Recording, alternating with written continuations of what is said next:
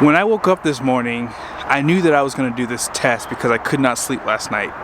I have on the left side a hybrid Ford F150, and on the right side I have a diesel Chevy Silverado.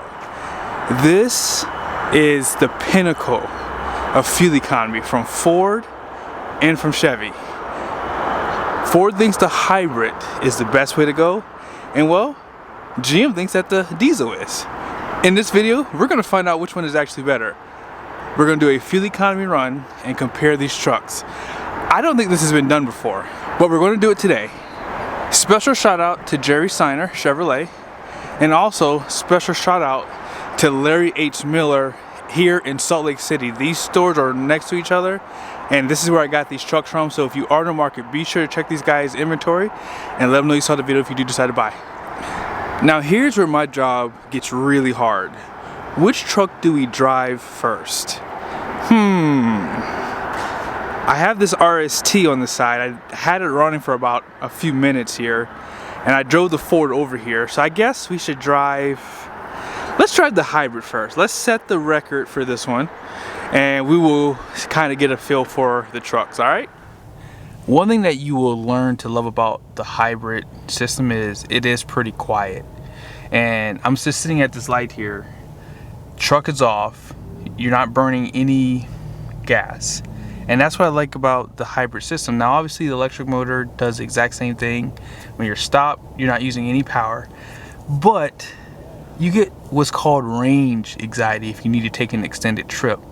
And they take a long time to charge. So my opinion is this is what I would choose if I was in the market. And quite honestly, Ford's interiors are super nice. You have a charging station down there, USBs, one type A, one type C. And let's face it, Ford is good at building trucks. But we are going to go ahead and get on the highway. We're going to get up the highway speeds, and we're going to see just how good this Ford is. There's a lot of power. You don't need an electric motor to make this 3.5 liter twin turbo V6 fast. Like, this thing is fast all by itself. If you ever think about half tons today, let's try to compare them to HD trucks of the early 2000s, late 1990s. This truck has a combined output of 430 horsepower. You ready for this? Are you ready for this? This power boost has 570 pound-feet of torque. Now that is combined with the electric motor, but it doesn't matter. This truck has more horsepower and torque compared to trucks of the early 2000s. I'm talking about the diesels. That is insane. Now this truck is turbocharged, which is where most of that power is being made, but I am interested to see if it can actually meet that 23 MPG highway, and if it can also beat the mighty diesel over there. So here it is, 2,000 RPMs at 80 miles an hour. Now I'm gonna drop it down to 75.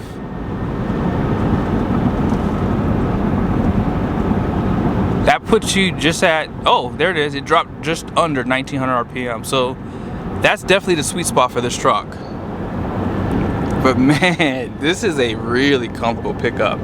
Has really soft seats, and that's something that I've always said in the past. Ford has the most cushion and the most softest seats of all the trucks I've driven so far.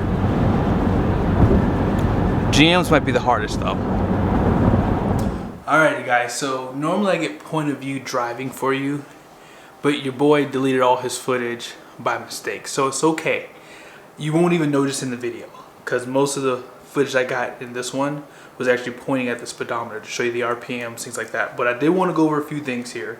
I am going to show you the window sticker for the Ford truck. If you do want that hybrid system, it's going to be $3,300. That system, in my opinion, is a lot of money. Hybrid's been out for a long time. I feel like they could kind of get that price down a little bit, but I understand the cost of the batteries and all the extra components that come with that. So it is what it is. But I think it should be close to maybe like 22 to 2,500 bucks personally. And apart from that, the truck does have hand cooped tires. They're the Dyna Pro 2s. I will discuss at some point in the video comparing them to the Goodyear tires. And overall, they did pretty darn good on the drive. But let's go ahead and get back to it. I'm going to show you guys the RPMs for the truck at about 75 miles an hour. Alrighty, so we are at the halfway point, and I must say, this is a great riding pickup. But what is not so great is the fuel economy on this truck. Wow, 17.3? Yeah, that is not good at all. Normally at this point, most of the trucks I've had were running around 20 MPG or so, and we're literally at 17.6. Wow. Now we are gonna have to stop at the light. Normally I do have a chance to go right through it, but today we're not. But the good news is it will drop off right here because it is a hybrid. But man, it's gonna have to make up a lot of ground compared to that diesel. And keep in mind, we still have to do an acceleration test. Let's talk about the payload and the tow numbers for this truck. Now the gross axle weight rating out front is gonna be 3,900 pounds, so it's a little bit higher than the Chevy. But the gross axle weight rating in the rear is 4,150 pounds, so this is gonna be better than the Chevy, and it has a 7,350 pound GVWR. Normally you see 7,100 pounds, but because of the hybrid system they probably upped it because of it. And so this truck does have an all-in payload capacity of 1,436 pounds. Alright, here we go for an acceleration, 60 to 80.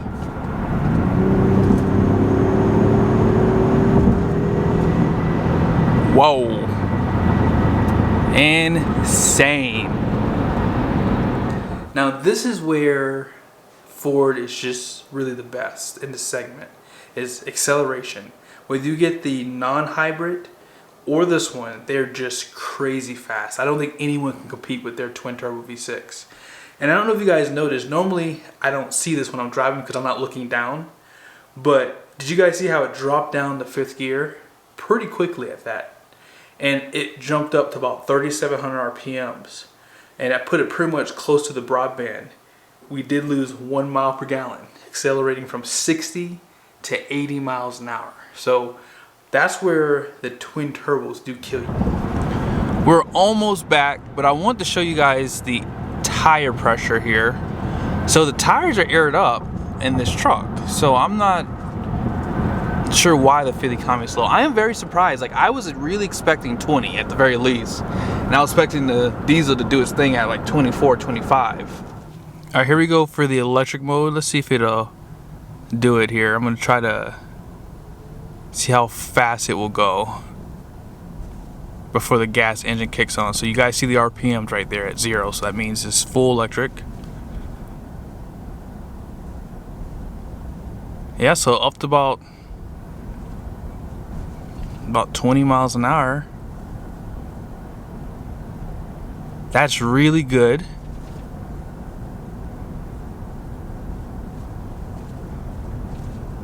And there it is. It came on at 25 miles an hour. That's really darn good.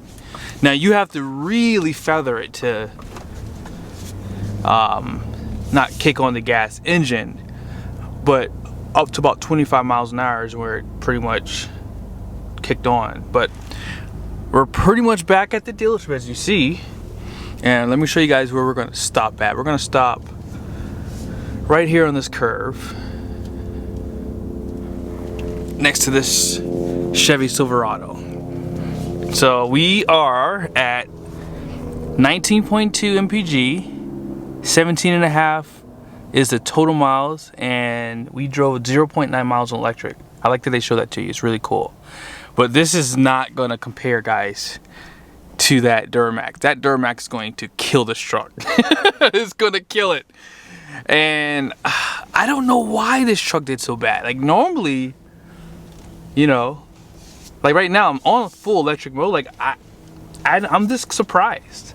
If you have one of these pickups, I would like to know in the comment section what you're getting for fuel economy. I'd be interested to see it. Alrighty, so now we're gonna drive the Chevy Silverado with the LZO Duramax inline 6 design.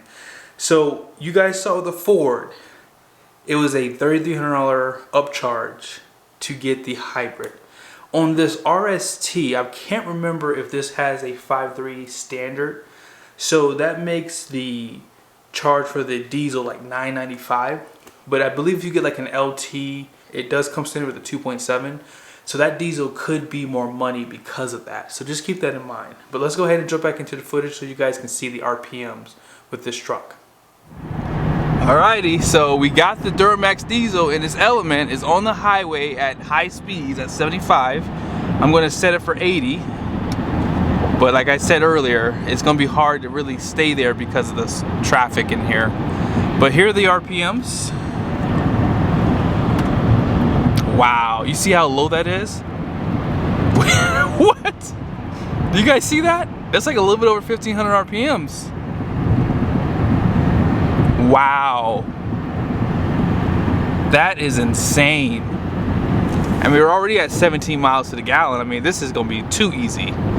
Now these tires, guys, if you're looking at getting a Trail Boss, I wish that GM would offer these trail runners. These still look aggressive, and quite honestly, like, I feel as though they are almost as comfortable as those Hankooks on that Ford. But all things considered, I mean, this truck handles great. Like, these are the same tires on my HD, and so I do recommend these tires 100%. But man, look at this interior. In the comment section, which interior did you like more? Did you like the Ford or did you like this one? I don't think I care either way. They're both great. I love the digital clusters, super easy to read, great readouts. I did have to go air up the tires though on this truck because one of the tires was super low, and so we had to do that really quickly. But we're about to get to the halfway point here in about a few minutes, so we'll check in again. Anytime you see a Duramax diesel on the side of a GM hood, you got to give them a thumbs up because they got the best possible option for fuel economy. Now that's just my opinion because the test's not over yet. But here it is. This is the inline 6 3-liter Duramax diesel. Now for 2023, they did revise this engine, and let's just assume it's going to be better across the board. So it did get a 28 horsepower increase, 35 pound-feet of torque increase for a 305 horsepower, 495 pound-feet of torque monster. Made it to a 10-speed transmission. This is the holy grail for the half-ton segment. If I were in the market, I would find myself wanting to buy this over the hybrid system. So we're at the halfway point, and here it is. This is an upset right here, guys. Wow, 23.2. The Ford hadn't even gotten to 19 miles to the gallon. And we're actually getting ready to catch the light yet again. But you know what? This GM's about to show off for you. Watch this. Watch what happens when I come to a complete stop. You ready for this? Watch this. Watch the RPMs. Stop start function. So as far as fuel economy goes, it's not getting hurt because normally with diesels, they don't put those types of functions on. Now, if this was my truck, I would definitely disable that button right there. I would not keep that on. No one does it better than GM when it comes down to showing you the trailering or towing information on the door. So right down below you can see the front gross axle weight rating, which is not on the top there. But here are the numbers. So this truck does have a 7,200 pound GVWR. They do increase it by 100 pounds because of the diesel and the components. Gross combined, the rear gross axle weight rating is 3,800 pounds. So the numbers for the axles are a little bit lower. And then the curb weight of this truck is 5,506 pounds. And it has a max payload of 1,694 pounds. So it does have more payload than the Ford. And that's in part to, it's just a lighter truck. That's really it. Now you guys ready for this acceleration? Here we go. Let me get around this curve a little bit and go.